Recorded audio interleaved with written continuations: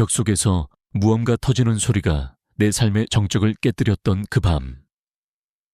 나는 상상조차 하지 못했다. 그 소리가 내가 스스로 쌓아 올린 고독의 벽까지 함께 무너뜨리게 될 줄은.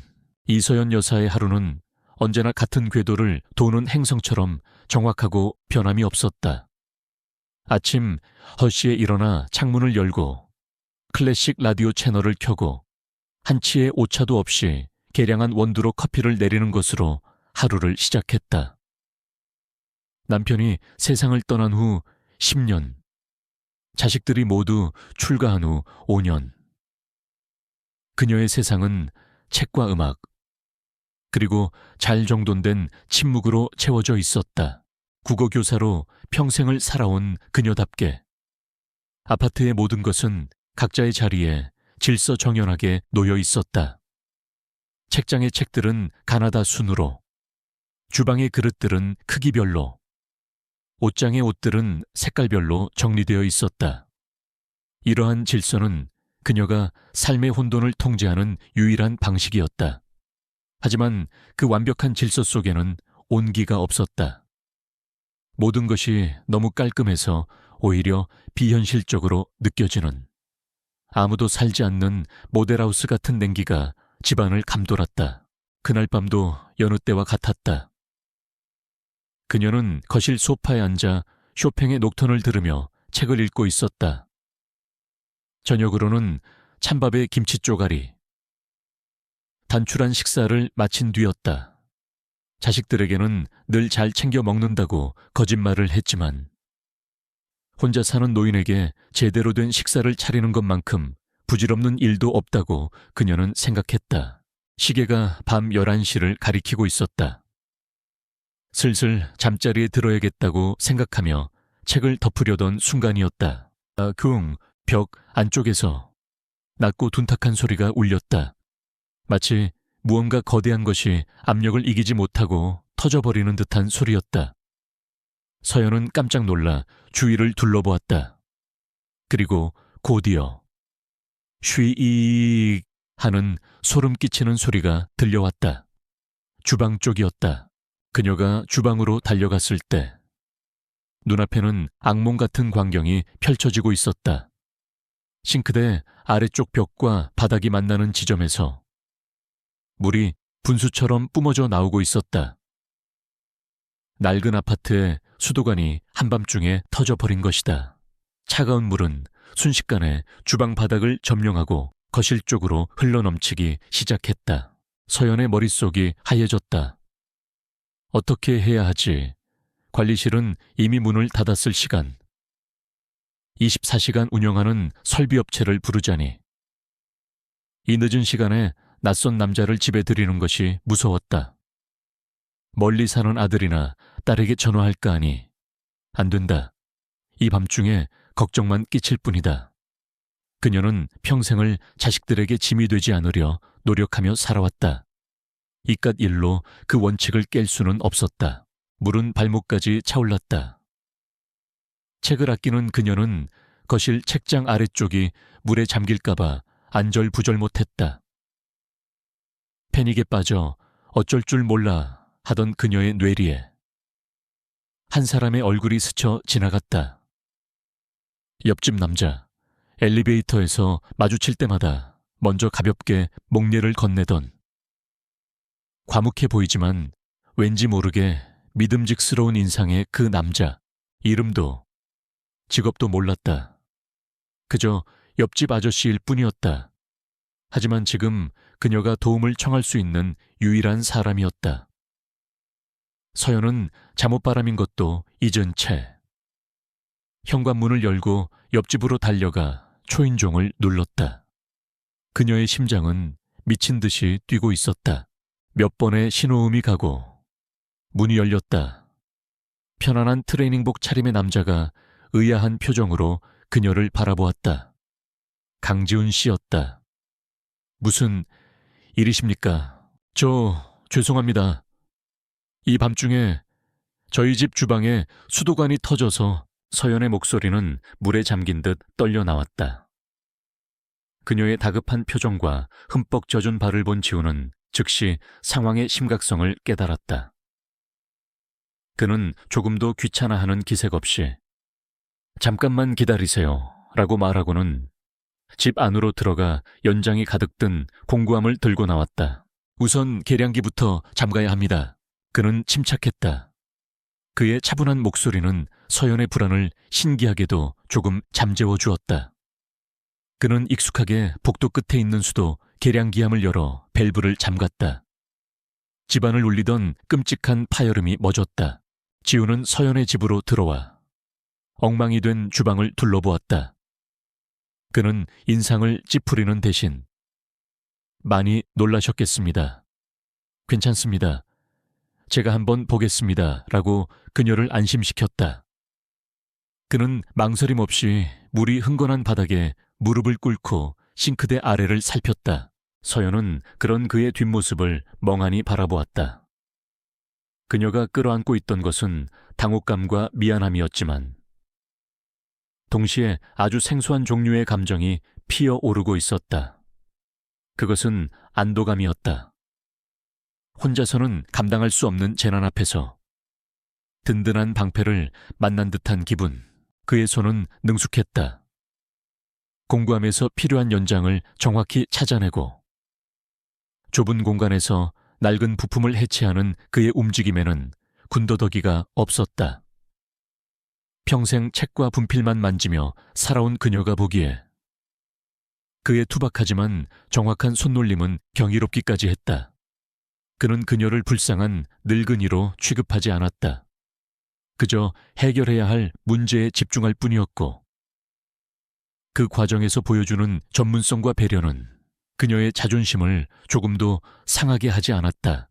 한참의 사투 끝에 그는 임시 조치를 마쳤다. 일단 물이 새는 건 막았습니다. 부품이 완전히 삭아서 내일 아침에 새 것으로 교체해야 할 것 같습니다. 땀으로 젖은 이마를 훔치며 그가 말했다.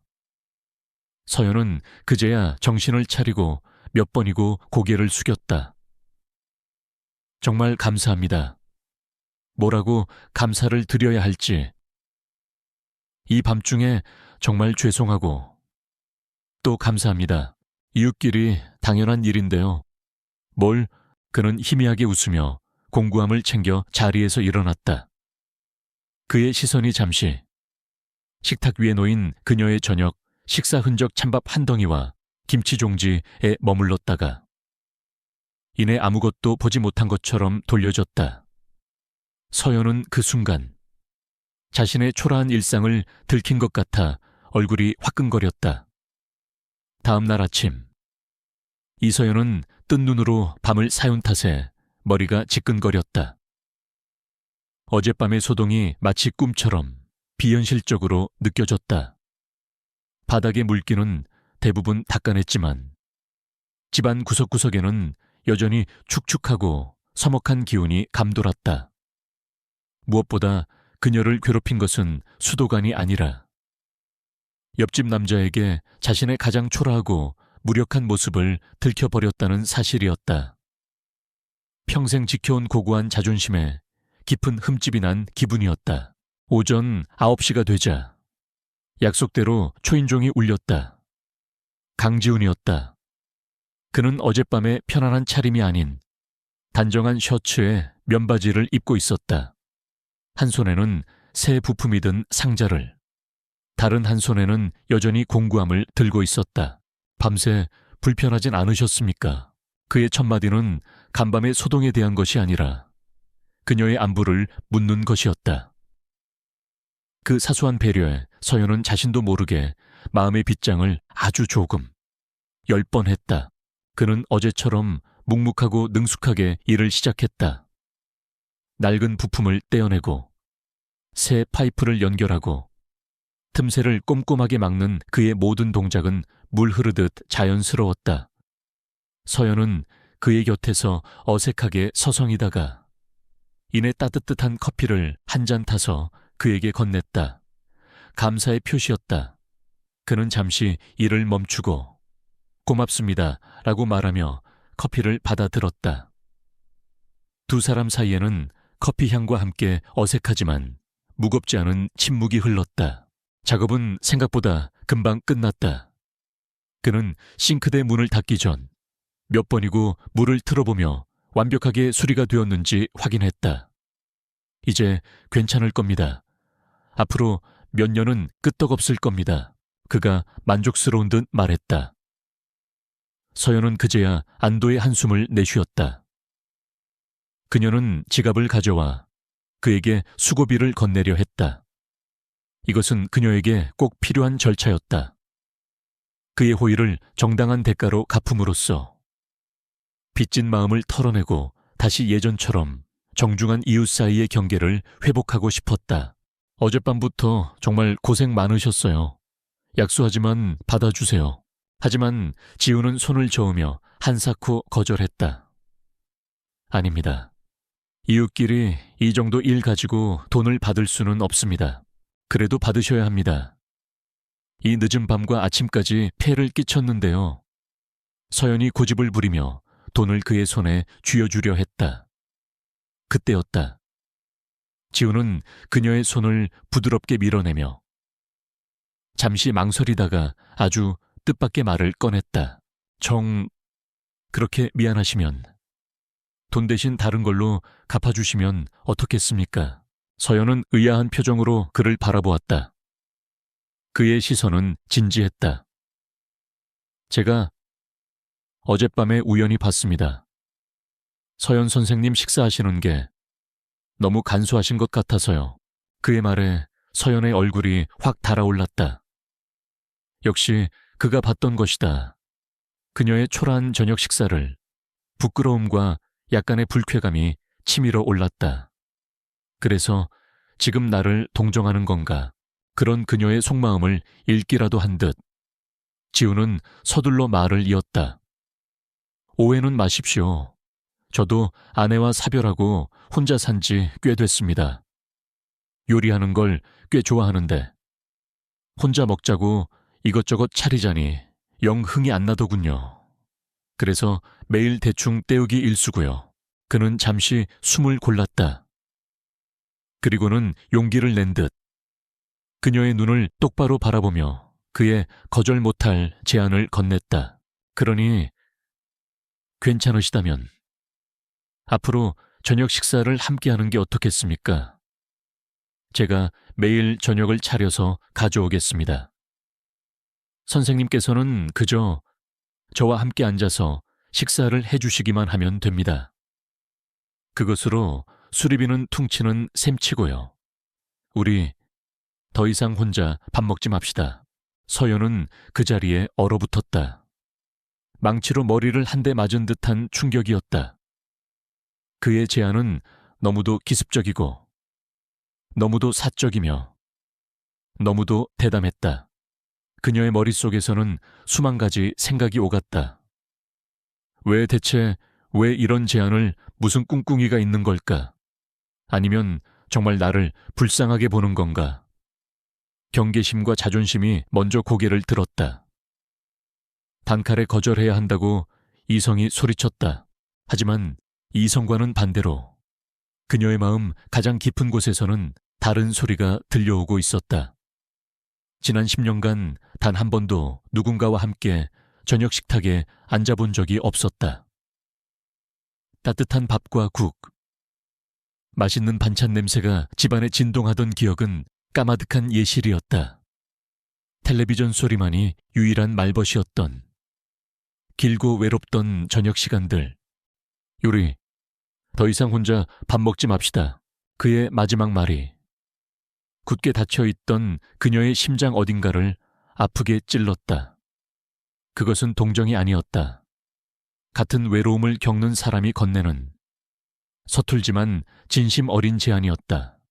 그녀는 그의 눈을 보았다. 그 깊은 눈 속에는 어떤 다른 의도도 가식도 없었다. 오직 자신과 같은 종류의 쓸쓸함과 그것을 함께 이겨내고 싶어하는 간절함만이 담겨 있었다. 서연은 한참을 망설였다. 그녀의 침묵은 긍정도, 부정도 아니었다. 평생을 지켜온 자신의 견고한 성벽 위에서 문을 열어줄 것인가 말 것인가를 고민하는 파수꾼의 망설임이었다. 마침내 그녀는 아주 작은 목소리로 거의 들리지 않을 만큼 희미하게 대답했다. 그러죠. 그 한마디에 지훈의 얼굴에 안도하는 듯한 옅은 미소가 번졌다. 그는 더 이상 아무 말도 하지 않고 그럼 저녁에 뵙겠습니다. 라는 말만 남긴 채 자신의 집으로 돌아갔다. 그가 떠난 후에도 서연은 한참을 그 자리에 서 있었다. 완벽하게 수리된 수도관에서는 더 이상 물이 새지 않았지만 대신 그녀의 마음속에서 오랫동안 잊고 있던 기대라는 감정이 아주 조금씩 새어나오기 시작하고 있었다. 그날 저녁 정확히 6시 30분이 되자 이서연의 집 초인종이 울렸다. 문을 열자 김이 모락모락 나는 쟁반을 든 강지훈이 서 있었다. 쟁반 위에는 갓 지은 쌀밥과 구수한 된장찌개, 노릇하게 구워진 생선 한 토막, 그리고 정갈하게 담긴 나물 반찬 서너 가지가 올려져 있었다. 혼자서는 결코 차려 먹을 수 없는 따뜻하고 완벽한 저녁 식사였다. 차린 건 별로 없습니다. 그가 멋쩍게 웃으며 말했다. 서연은 어색하게 그를 안으로 들였다. 자신의 식탁 위에 타인이 차린 음식이 차려지는 것은 남편이 죽은 후 10년 만에 처음 있는 일이었다.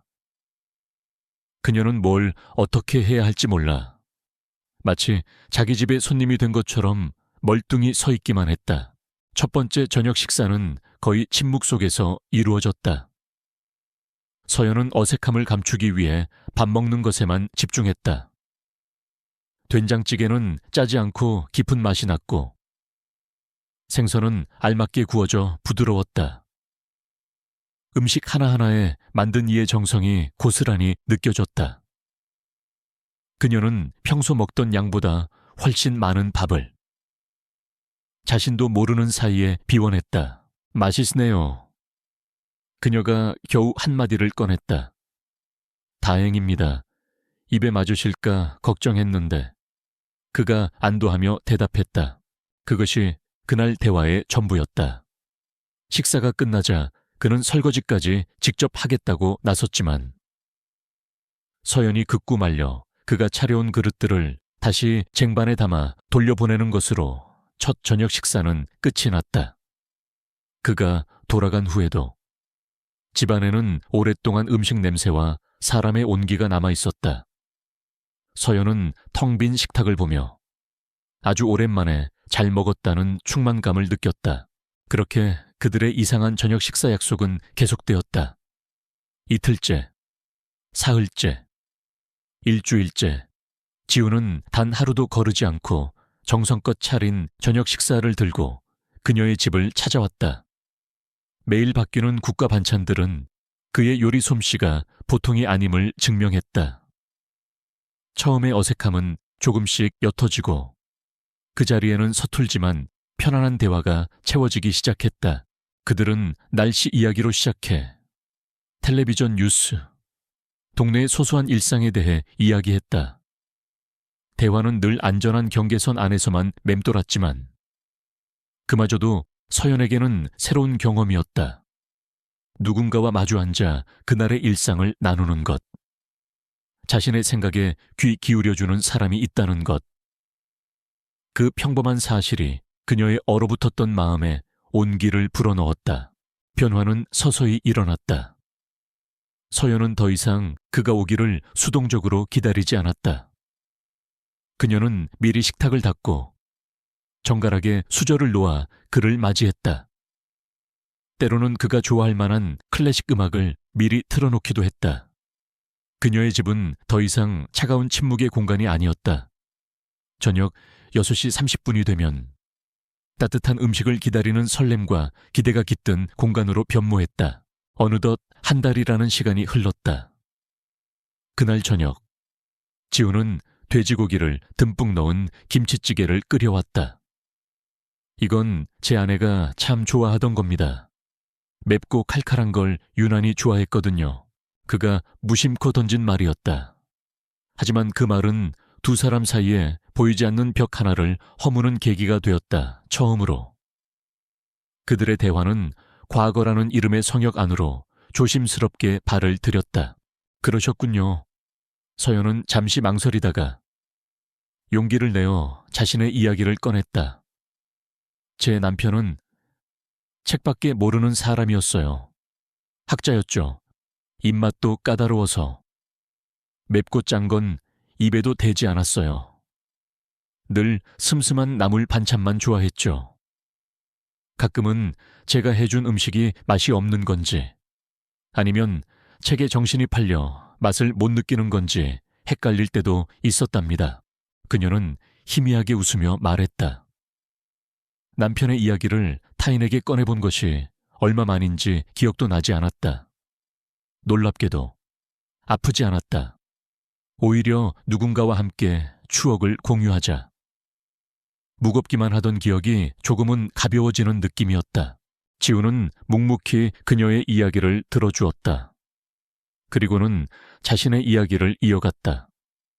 제 아내는 꽃을 참 좋아했습니다. 그래서 우리 집 베란다는 사시사철 꽃밭이었죠. 몸이 약해서 멀리 나들이는 못 갔지만 그 작은 베란다를 가꾸는 게 유일한 낙이었습니다. 지금도 베란다에 나가면 꽃향기 속에서 아내의 냄새가 나는 것 같아요. 그의 목소리는 담담했지만 그 안에는 깊은 그리움이 배어 있었다. 그날 밤 그들은 처음으로 자신들의 죽은 배우자에 대해 오랫동안 이야기했다. 그것은 슬픔을 과시하거나 동정을 구하는 시간이 아니었다. 서로의 가장 소중했던 기억을 존중하고 상실의 아픔을 이해하는 시간이었다. 그들은 서로의 과거를 통해 비로소 서로의 현재를 깊이 이해하게 되었다. 두 사람은 더 이상 그저 외로운 이웃이 아니었다. 각자의 소중한 기억을 지키며 살아가는 서로의 삶의 증인이자 위로자가 되어가고 있었다.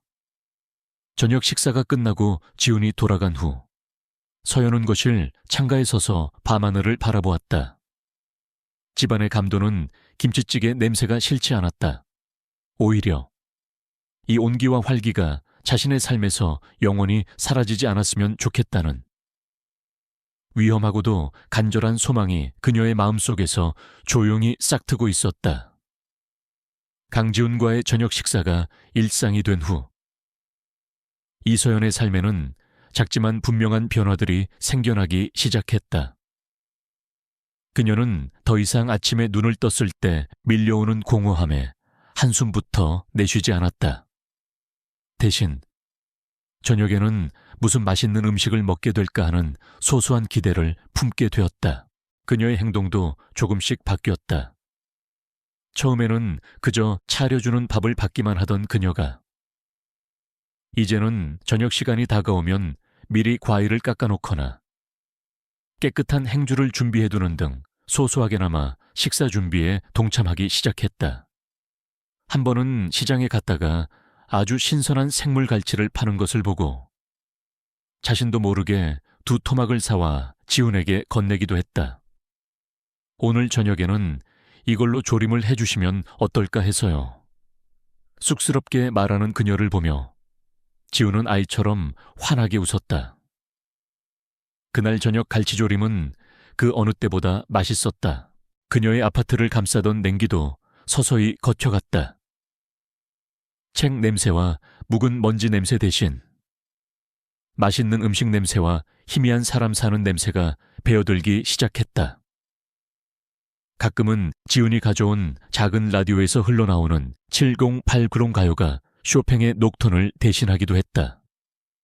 서연은 자신이 조금씩, 아주 조금씩 견고하게 쌓아 올렸던 자신만의 성벽에서 걸어 나오고 있음을 느끼고 있었다. 그 변화의 중심에는 언제나 지훈이 있었다. 그는 늘 한결같았다. 과묵했지만 다정했고 배려심 깊었지만 결코 선을 넘는 법이 없었다. 그는 그녀의 과거를 존중해 주었고 그녀의 현재를 응원해 주었다. 그와 함께하는 저녁 식탁은 서연에게 지난 10년간 잊고 살았던 가족이라는 단어의 온기를 어렴풋이나마 다시 느끼게 해주었다. 그러던 어느 토요일 오후였다. 그날은 지훈이 특별히 직접 반죽한 칼국수를 해주기로 한 날이었다. 서연은 거실에서 책을 읽는 둥 마는 둥 하며 주방에서 들려오는 경쾌한 도마 소리와 구수한 멸치 육수 냄새에 연신 미소를 짓고 있었다. 지훈은 어느새 그녀의 주방이 제 집인 양 익숙하게 움직이고 있었다. 서연 또한 그 모습이 너무도 자연스러워 조금도 이상하다는 생각을 하지 못했다. 평화롭고 나른한 완벽한 주말 오후였다. 바로 그 평화를 깨뜨리는 소리가 울렸다. 삑삑삑 철컥 비밀번호를 누르고 현관문이 열리는 소리. 서연은 깜짝 놀라 현관 쪽을 바라보았다. 아들이나 딸이 가끔 예고 없이 찾아오긴 했지만 오늘은 연락을 받은 적이 없었다. 엄마 나왔어. 서프라이즈. 씩씩한 목소리와 함께 앵클부츠 소리를 또각거리며 들어선 것은 그녀의 딸 민희였다. 대기업 과장인 민희는 늘 바빴지만 한 달에 한두 번은 꼭 시간을 내 엄마를 찾아오는 효녀였다. 하지만 그녀의 등장은 지금 이 순간만큼은 결코 반갑지 않은 서프라이즈였다. 민희의 얼굴에 걸려있던 밝은 미소는 주방의 풍경을 목격하는 순간 그대로 굳어버렸다. 그녀의 시선은 엄마를 지나 엄마의 주방에서 너무도 자연스럽게 밀가루 반죽을 치대고 있는 낯선 남자에게로 향했다. 남자는 회색 면바지에 편안한 티셔츠 차림이었고 그의 입에는 노동의 증거인 땀방울이 송골송골 맺혀 있었다. 엄마. 누구세요? 민희의 목소리는 날카롭게 가라앉아 있었다. 마치 자신의 신성한 영토를 침범한 불청객을 경계하는 듯한 톤이었다. 서연은 당황해서 어쩔 줄을 몰랐다. 민희야. 어서 와. 여기는 옆집에 사시는 분인데. 그녀의 말은 횡설수설했다. 어떻게 설명을 해야 할까? 매일 저녁밥을 차려주시는 분이라고 해야 하나? 같이 밥 먹는 사이라고 해야 하나? 어떤 말도 이 상황을 오해 없이 설명하기에는 부족해 보였다.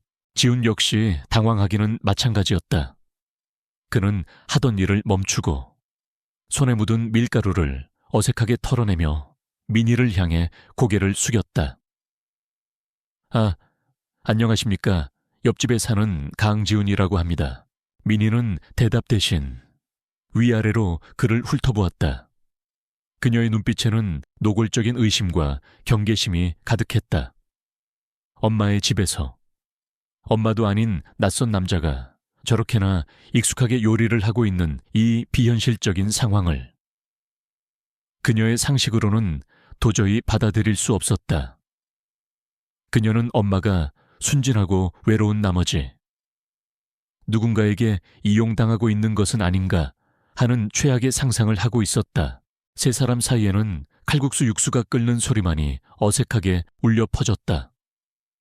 평화롭던 주말 오후의 공기는 딸의 예고 없는 방문과 함께 순식간에 얼음장처럼 차갑게 식어버렸다.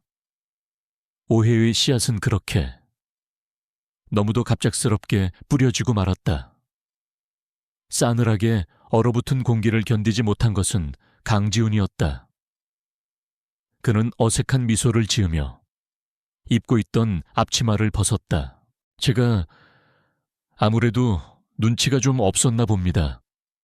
따님 오셨는데 방해가 된 것 같네요. 이만 건너가 보겠습니다. 그는 서연이 만류할 틈도 없이 공손하게 인사를 하고 현관을 나섰다. 쾅 하고 문 닫히는 소리가 나자마자 민희는 기다렸다는 듯이 엄마를 향해 몸을 돌렸다. 걱정과 의심, 그리고 약간의 원망이 뒤섞인 날카로운 눈빛이었다. 엄마, 설명 좀 해봐. 대체 누구야? 저 사람. 민희는 다짜고짜 따지듯 물었다. 엄마의 사생활에 낯선 남자가, 그것도 저렇게나 깊숙이 들어와 있다는 사실을 도저히 용납할 수 없다는 태도였다. 그냥 옆집 아저씨야, 인사하고 지내는 사이. 서연은 딸의 추궁에 당황하며 시선을 피했다. 인사만 하는 사이인데 엄마네 집 주방에서 저렇게 버젓이 요리를 해. 엄마. 나한테 뭐 숨기는 거 있지. 얼마나 됐어. 혹시 돈이라도 빌려달라고 하거나 이상한 부탁 같은 건 안 했어. 딸의 입에서 쏟아지는 말들은 하나같이 뾰족한 가시가 되어 서연의 가슴을 찔렀다. 딸의 걱정을 모르는 바는 아니었다. 혼자 사는 노인들을 상대로 사기를 치는 나쁜 사람들이 많다는 뉴스를 그녀도 본 적이 있었다. 하지만 지우는 그런 사람이 아니었다. 그의 진심을, 그와 함께하는 저녁 식사가 자신에게 얼마나 큰 위안이 되는지를 딸에게 어떻게 설명해야 할까? 그녀는 그저 이 상황을 빨리 모면하고 싶었다. 아무 사이도 아니야.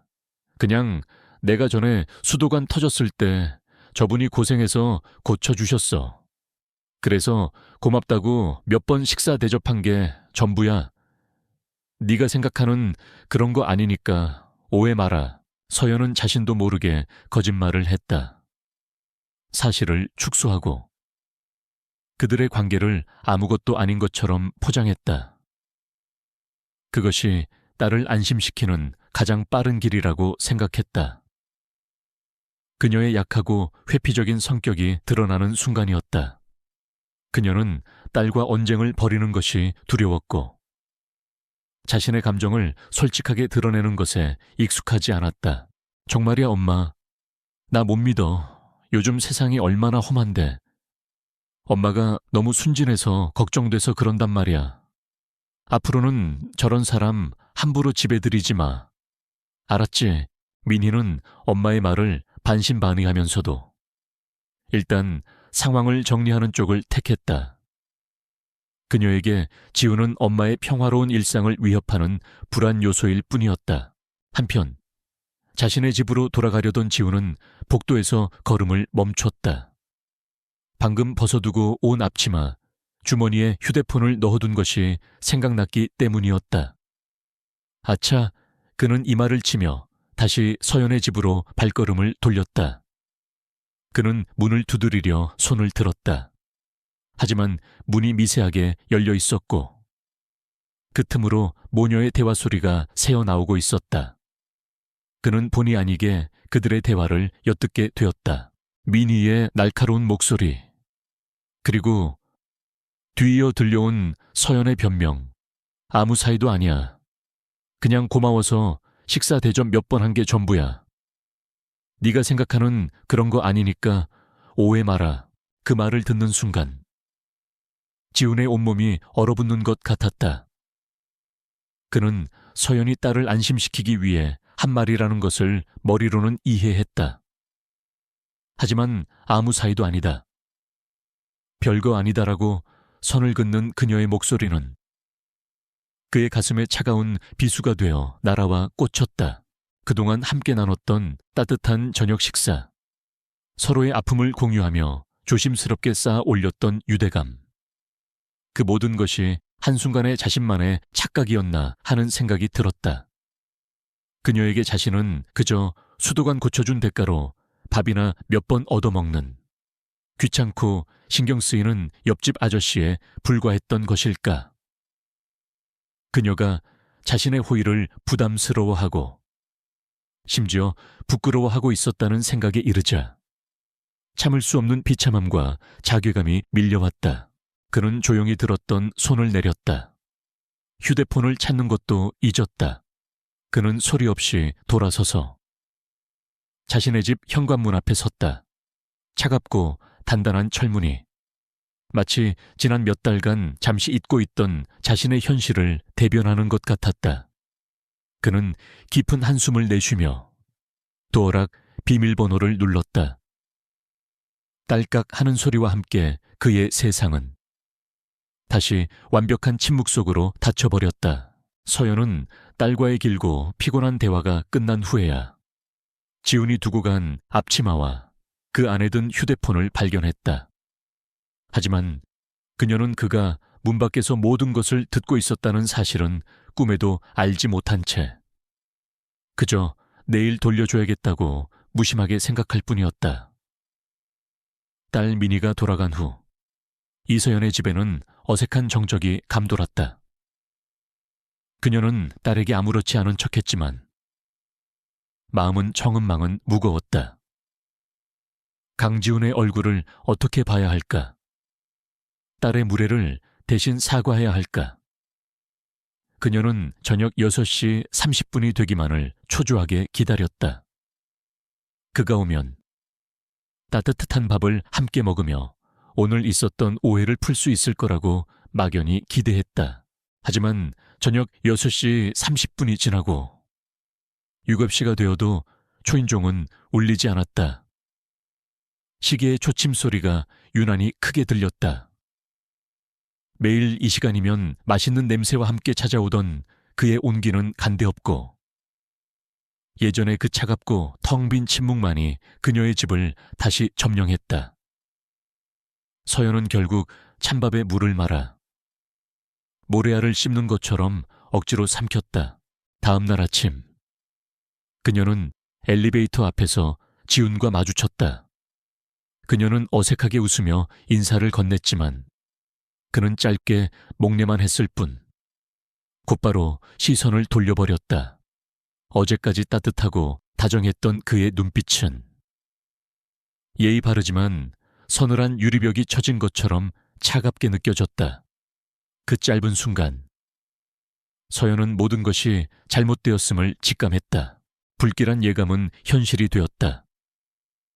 그날 저녁에도 그는 오지 않았다. 그 다음 날도 또 그 다음 날도 그의 부재는 하루하루 쌓여 거대한 상실감이 되어 그녀의 가슴을 짓눌렀다. 며칠 후 외출했다 돌아온 그녀는 현관문 틈에 꽂혀있는 작은 메모지 하나를 발견했다. 단정하지만 차가운 필체, 지훈의 것이었다. 집안 급한 일이 생겨 당분간 고향에 다녀와야 할 것 같습니다. 그동안 폐가 많았습니다. 메모는 그것이 전부였다. 폐가 많았다.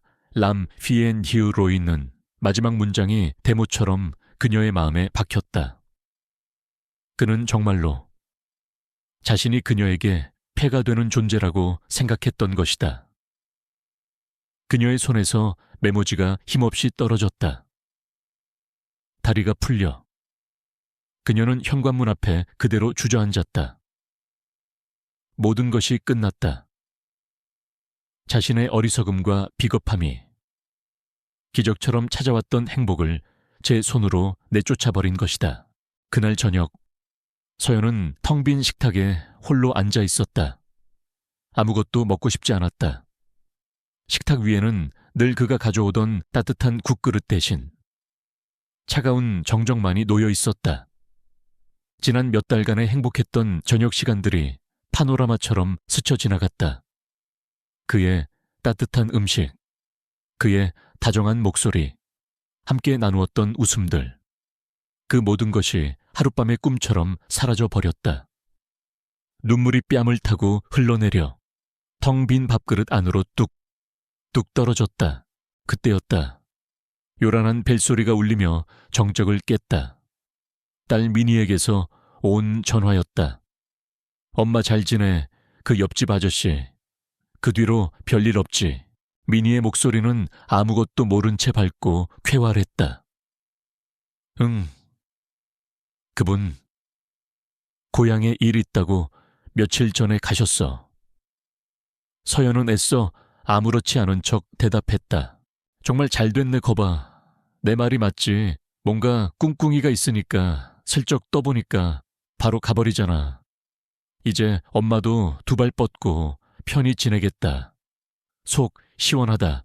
딸의 그 한마디가 서연의 이성의 마지막 끈을 끊어버렸다.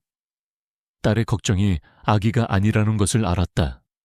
하지만 그 걱정이라는 이름의 무지가 자신의 유일한 행복을 얼마나 잔인하게 짓밟아 버렸는지를 깨닫는 순간 그녀의 안에서 무언가가 폭발했다. 지난 수십 년간 단 한 번도 내본 적 없었던 억눌려왔던 그녀의 목소리가 터져 나왔다. 미니야. 그녀의 목소리는 얼음장처럼 차가웠다. 네가 뭘 안다고 그렇게 함부로 말해. 엄마 왜 그래? 딸은 당황했다. 행복했어. 난 지난 몇 달. 네 아빠 죽고 나서 처음으로 저녁 시간이 기다려지고 누군가와 함께 밥 먹는 게 행복했단 말이야. 그런데 네가 내 그 잘난 걱정 때문에 그걸 다 망쳐버렸어. 엄마의 행복, 엄마의 인생인데. 왜 네가 멋대로 판단하고 재단하는 거니? 속 시원한 건 네 마음이겠지. 엄마 마음은 지금 지옥 같아. 넌 몰라. 아무것도 몰라. 서연은 전화기에 대고 울부짖었다. 그것은 딸을 향한 원망인 동시에 딸의 시선에 쩔쩔매며 자신의 감정을 솔직하게 지켜내지 못한 스스로에 대한 통렬한 질책이었다. 그녀는 더 이상 아무 말도 하지 않고 전화를 끊어버렸다. 수화기를 내려놓은 그녀는 식탁 위에 엎드려 오열했다. 모든 것이 무너져 내렸다. 질서정연하던 그녀의 삶, 고요하던 그녀의 감정, 모든 것이 엉망진창이 되었다. 하지만 그 처절한 무너짐 속에서 그녀는 아주 오랫동안 잊고 있던, 아니, 외면하고 있던 자신의 진짜 속마음과 마주하고 있었다. 그 사람을 보고 싶다. 미치도록 보고 싶다. 후회와 슬픔의 폐허 속에서 그녀는 자신이 무엇을 해야 하는지를 비로소 깨닫고 있었다. 딸과의 격렬한 통화가 끝나고 이서연은 한참 동안이나 멍하니 수화기를 내려다보았다.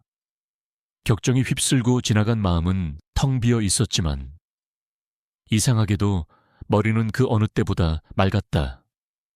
그녀는 울지 않았다. 더 이상 울고 있을 시간도, 자격도 없다고 생각했다. 자신의 비겁함이 불러온 재앙의 결과를 이제는 스스로 수습해야만 했다. 찾아가자. 가서 잘못했다고 말하자. 결심은 단순하고 명확했다. 하지만 어떻게 그는 어디로 간 것일까? 메모지에 적힌 고향이라는 단서가 전부였다. 그녀는 자리에서 일어나 10년 넘게 교류가 없었던 아파트 관리사무소로 향했다. 지금의 그녀에게는 체면이나 어색함 따위는 사치였다. 저 1462회 사시는 강지훈 씨에 대해 여쭤볼 게 있어서요. 나이 지긋한 경비반장은 의아한 표정으로 그녀를 보았다. 좀처럼 이웃과 어울리지 않던 1732로 할머니의 갑작스러운 방문이 의외라는 눈치였다. 강 선생님 말씀이시군요. 무슨 일이십니까? 혹시 고향이 어디신지, 지금 어디 가셨는지 아시나요? 제가 꼭 좀 전할 말이 있어서요. 경비반장은 잠시 그녀의 얼굴을 뜯어보더니 이내 무언가 짐작했다는 듯 부드러운 목소리로 말했다. 강 선생님, 참 좋은 분이시죠. 아마 돌아가신 사모님 기일이라 고향에 가셨을 겁니다. 해마다 이맘때쯤이면 꼭 남양주에 있는 선산에 다녀오시거든요. 며칠 조용히 바람 쐬고 오시겠다면서 집 좀 잘 봐달라고 제게 신신당부를 하고 가셨습니다. 남양주, 그리고 사모님의 기일, 그의 행선지를 알게 되었다는 안도감과 함께 그의 깊은 슬픔의 이유를 다시 한번 확인하게 된 미안함이 그녀의 가슴을 무겁게 짓눌렀다. 그는 자신의 가장 깊은 슬픔을 마주하러 떠난 길이었다. 그런데 자신은 그런 그에게 얼마나 어리석고 잔인한 상처를 주었던가. 가야 해. 무슨 일이 있어도 가야 해. 그녀의 결심은 더욱 굳어졌다. 집으로 돌아온 서연은 옷장으로 향하지 않았다. 대신 그녀는 앞치마를 둘렀다. 그리고는 남편이 죽은 후 단 한 번도 제대로 된 요리를 위해 사용한 적 없었던 주방에 섰다. 지난 몇 달간 지훈이 온기를 불어넣어 주었던 바로 그 공간이었다. 이제는 그녀가 그를 위해 무언가를 할 차례였다. 그녀는 시장으로 향했다. 늘 무심하게 지나치던 반찬 가게와 정육점을 그녀는 처음으로 유심히 살폈다. 신선한 시금치 한 단, 빛깔 좋은 쇠고기, 통통한 계란 한 줄.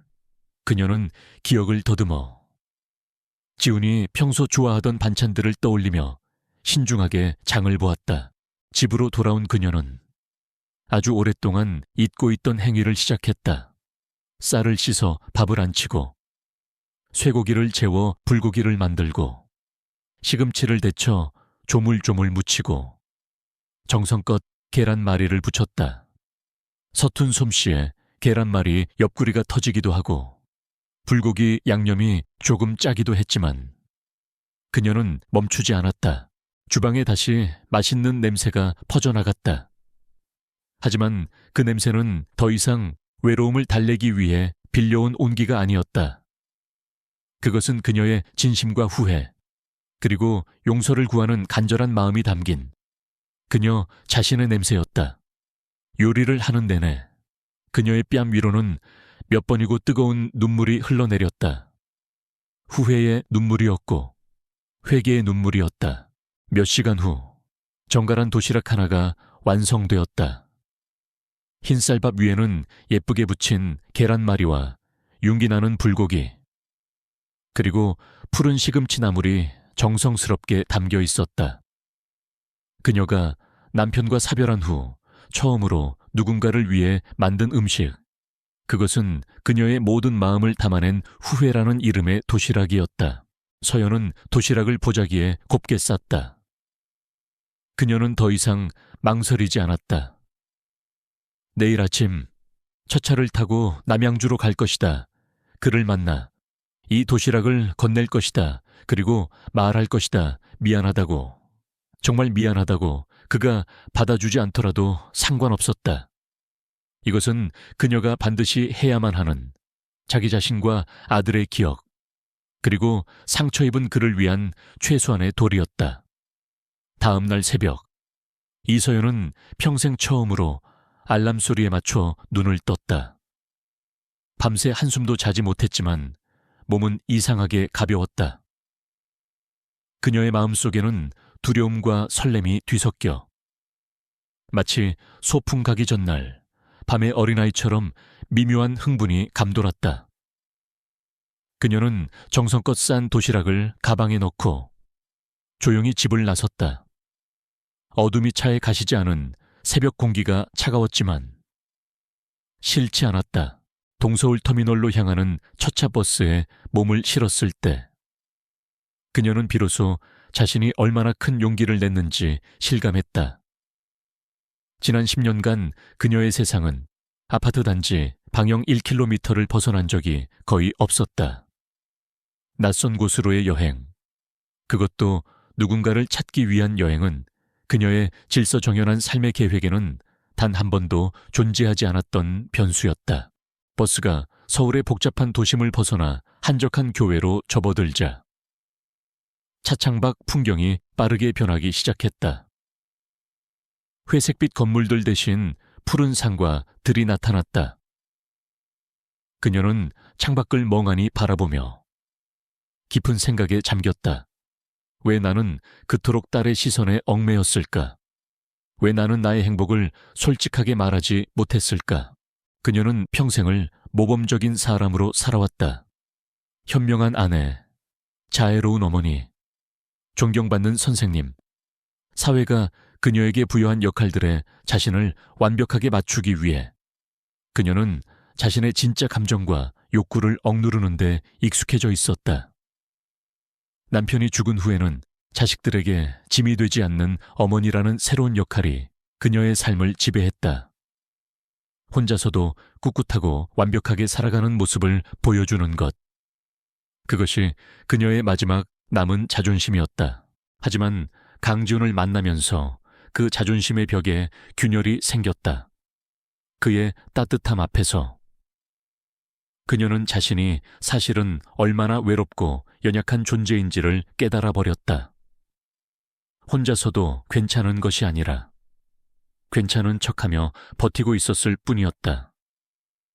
딸 민희는 그 균열을 보고 놀라 서둘러 벽을 다시 쌓아 올리려 했던 것이다. 그리고 자신은 그 벽 안으로 다시 도망치려 했던 비겁자였다. 이제는 그러지 않을 거야. 그녀는 속으로 다짐했다. 이 여행은 단순히 강지훈에게 사과하기 위한 여정이 아니었다. 이것은 이서연이라는 한 여자가 62년 만에 처음으로 타인의 시선이 아닌 자신의 마음을 따르기로 결심한 독립선언과도 같은 것이었다. 그가 자신을 만나주지 않아도, 용서해주지 않아도 괜찮았다. 중요한 것은 스스로의 행복을 위해 스스로 행동했다는 사실 그 자체였다. 버스는 어느덧 남양주에 가까워지고 있었다. 그녀는 경비반장에게서 얻은 선산이라는 막연한 단서 외에는 아는 것이 없었다. 그녀는 버스에서 내려 택시를 탔다. 기사님, 혹시 이 근처에 강씨 집성촌이나 선산이 어디 있는지 아시나요? 다행히 택시기사는 그 지역 토박이었다. 아, 강씨 문중산 말씀이시구만요. 강변도로 따라 쭉 가다 보면 언덕 위에 공동묘지 하나 있는데 거기가 맞을 겁니다. 택시는 기사의 말대로 강변을 따라 한참을 달렸다. 차창 밖으로 보이는 잔잔한 북한강의 물결이 불안과 기대로 요동치는 그녀의 마음을 조금은 진정시켜주는 듯 했다. 마침내 작은 언덕 위에 아담하게 자리 잡은 묘역이 시야에 들어왔다. 심장이 세차게 뛰기 시작했다. 그녀는 택시에서 내려 묘역 입구에 섰다. 가을 햇살이 따사롭게 내리쬐는 묘역은 평화롭고 고요했다. 그녀는 숨을 한번 크게 고르고 도시락이 든 가방을 고쳐 맨 후 천천히 언덕을 오르기 시작했다. 한 걸음, 한 걸음이 마치 자신의 과거와 결별하고 새로운 삶으로 나아가는 의식처럼 무겁고도 경건하게 느껴졌다. 이 길의 끝에 그가 있기를. 그녀는 간절히 기도했다. 강가에서 불어오는 바람은 시원한 습기와 맑은 풀내음을 실어왔다. 남양주의 묘지는 유유히 흐르는 강물이 내려다 보이는 완만한 언덕에 자리 잡아 더없이 평화로웠다. 이서연 여사는 방금 올라온 언덕 때문이 아니라 가슴 속 차오르는 긴장감에 심장이 조금 더 빨리 뛰는 것을 느꼈다. 그리고 마침내 그녀는 그를 발견했다. 강지훈 씨는 정성껏 가꿔진 묘비 앞에 조용히 앉아 있었다. 등을 살짝 굽힌 채 한 손은 비석에 가볍게 얹고 다른 손으로는 보이지 않는 먼지를 천천히 닦아내고 있었다. 그의 모습은 비통하기보다는 마치 오랫동안 이어져 온 조용한 대화를 나누는 듯한 친숙함이 묻어났다. 서연은 큰 나무 뒤에 숨어 그 신성한 순간을 깨뜨릴까 두려워 참아 앞으로 나아가지 못했다. 고요한 오후, 바람결에 실려온 지훈의 나지막하고 따뜻한 목소리가 그녀의 귓가에 닿았다. 아, 여보, 나 잘 지내고 있어. 당신이 좋아하던 베란다 화초들도 잘 돌보고 있고. 아, 그리고 새로 알게 된 이웃이 있어. 은퇴한 교사인데. 나처럼 혼자 살고 있지. 사실 그분 덕분에 외로움을 많이 덜었어. 밥을 지어 함께 먹을 사람이 있다는 게. 참 좋은 일이더군. 그렇지. 서연은 목이 메어왔다. 그의 말 한마디 한마디가 작은 바늘이 되어 가슴을 콕콕 찌르는 듯했다. 아프면서도 감동적이었다. 그는 원망 한마디 없이 그저 죽은 아내에게 작은 기쁨을 나누고 있었다. 자신이 무심코 빼앗아버린 그 기쁨을. 그녀는 더 이상 그곳에 서 있을 수 없었다. 그녀는 깊게 숨을 들이쉬고 숨어있던 곳에서 걸어 나왔다. 발밑에서 자갈 밟는 소리가 나자 지훈이 화들짝 놀라 돌아봤다. 손에 도시락통을 든 서연이 서 있는 것을 본 그의 눈이 휘둥그레졌다. 그의 얼굴에 스친 당혹감은 이내 서먹한 슬픔으로 바뀌었다. 그는 황급히 자리에서 일어나 옷을 대충 털었다. 아니, 어떻게 여기에? 서연은 바로 대답하지 않았다. 그녀는 조용히 다가가 근처 평평한 돌 위에 도시락을 내려놓았다. 길고 장황한 사과나 복잡한 설명은 없었다. 그녀는 그저 도시락 뚜껑을 열었다. 흰쌀밥과 장조림. 나물볶음의 고소한 냄새가 진심이라는 향기가 되어 바람을 타고 퍼져나갔다. 점심 아직 안 드셨을 것 같아서요. 그녀가 살짝 떨리는 목소리로 말했다. 같이 좀 드시지요. 지우는 그녀를 바라보다가 김이 모락모락 나는 도시락으로 시선을 옮겼다. 그의 눈빛에 서려 있던 경계심이 서서히 누그러졌다. 그는 말없이 자리에 앉았다. 서연도 적당한 거리를 두고 그의 옆에 앉았다. 무덤과 기억들 사이에서 두 사람은 함께 밥을 먹었다. 상대방이 천천히 음식을 씹는 소리가 들릴 정도로 공간은 고요했다. 마침내 침묵을 깬 것은 지훈이었다. 그날 대화하는 걸 들었습니다. 그가 여전히 강가를 바라보며 말했다. 일부러 들으려던 건 아니었습니다. 남은 반찬통을 돌려주려고 다시 갔다가 그는 잠시 말을 멈췄다. 나쁜 꿍꿍이가 있다고 오해받는 것보다 내가 성가신 존재, 동정을 베푸는 사람이 된 것 같다는 느낌이 더 아프더군요. 서연은 젓가락을 내려놓았다. 제 잘못입니다. 그녀가 깊은 후회가 묻어나는 목소리로 고백했다.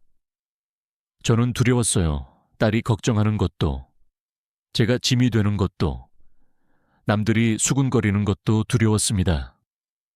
저의 나약함이 선생님의 친절에 상처를 드렸어요. 정말 죄송합니다. 지훈이 그녀를 향해 고개를 돌렸다. 이번에 그의 눈에는 더 이상 서먹한 슬픔이 아닌 깊은 공감이 담겨 있었다. 그는 자신처럼 외롭고 자신과 같은 두려움을 가진 한 여인을 보았다. 우리 모두 각자의 두려움을 안고 살아가는 거겠지요. 서연 씨, 그가 나지막이 말했다. 그녀는 고개를 끄덕였고 눈물 한 방울이 뺨을 타고 흘러내렸다. 그녀는 그 눈물을 닦지 않았다. 식사는 조용한 이해 속에서 계속되었다. 더 많은 말은 오가지 않았지만 두 사람 모두 그들 사이에 보이지 않는 벽이 무너졌음을 알았다. 그들은 서로에게 받은 상처를 용서했고 더 중요하게는 자기 자신의 나약함을 용서했다. 도시락이 반 이상 비워졌을 때 서연은 마음속 무거운 짐 또한 남양주 하늘을 떠다니는 구름처럼 가볍게 흩어지는 것을 느꼈다. 아파트로 함께 돌아오는 길. 두 사람 사이에는 더 이상 어색하거나 무거운 침묵이 흐르지 않았다. 남양주의 햇살 아래서 함께 나눈 도시락은 그들 사이의 마지막 벽을 허물어 주었다. 이제 그들의 침묵은 말이 필요 없는 편안함이었고 간간히 나누는 시선은 따스한 이해를 담고 있었다. 그들의 관계는 미묘하지만 분명하게 변해 있었다. 더 이상 서로를 향한 관심을 애써 숨기지 않았다. 엘리베이터에서 나누던 멋쩍은 목례는 환한 미소로 바뀌었고 현관문 앞에서 나누던 짧은 안부 인사는 어느새 자연스럽게 서로의 집을 드나들며 나누는 일상적인 대화가 되어 있었다. 어느 화창한 오후 두 사람의 집을 나누는 낮은 베란다 칸막이 너머로 지훈이 화분을 정리하며 무심코 말했다. 이 베란다, 칸막이만 있지 거의 한 공간이나 마찬가지인데 여기에 우리만의 작은 텃밭을 만들어보는 건 어떻겠소? 서연은 화초에 물을 주다 말고 활짝 웃으며 고개를 끄덕였다. 그 제안은 마치 메마른 땅에 내리는 단비처럼 그녀의 마음에 스며들었다. 다음 날부터 두 사람은 함께 흙을 고르고 작은 모종과 꽃씨를 샀다. 바질, 로즈마리 같은 허브와 작은 방울토마토, 그리고 지훈의 아내가 좋아했다던 채송화 씨앗도 잊지 않았다. 함께 흙을 나르고 작은 씨앗을 조심스레 심고 정성껏 물을 주는 동안 두 사람은 많은 이야기를 나누었다. 새로운 생명을 함께 돌보는 일은 그들의 새로운 시작을 축복하는 상징적인 의식과도 같았다. 삭막했던 회색빛 베란다는 어느새 두 사람의 공유된 공간이자 새로운 희망과 생명이 자라나는 푸른 정원으로 변해갔다. 시간이 흘러 저녁이 되었다. 서연의 집 부엌은 이제 더 이상 혼자만의 적막한 공간이 아니었다. 맛있는 음식 냄새와 함께 지훈의 낮은 웃음소리가 경쾌하게 울려 퍼졌다. 이것 보세요. 우리가 심은 바질이 이렇게나 향이 좋다니. 서연이 그들의 작은 공동 정원에서 막 따온 신선한 바질잎을 흔들어 보이며 아이처럼 기뻐했다. 지훈은 그런 그녀를 사랑스러운 눈길로 바라보며 파스타 소스를 젓고 있었다. 오늘 저녁 식탁에는 그들이 함께 키운 첫 수확물이 오를 것이다. 카메라가 천천히 행복한 두 사람의 모습에서 멀어진다. 따뜻한 조명 아래 부엌을 가득 채운 온기와 웃음소리가 들린다. 나레이션, 때로는 문 하나가 닫히면 다른 문이 열리는 법이지요. 여러분도 그렇게 생각하지 않으시나요? 고장난 낡은 수도관 하나가 두 사람을 운명처럼 이어주기도 하고 소박한 저녁 식사 제안 하나가 외로운 두 개의 마음을 따뜻하게 치유하기도 합니다. 여러분은 황혼의 나이에 찾아오는 새로운 시작을 믿으시나요? 여러분의 이야기를 저희에게 들려주세요. 그리고 다음 감동적인 이야기를 놓치지 않도록 좋아요와 구독 버튼을 꼭 눌러주세요.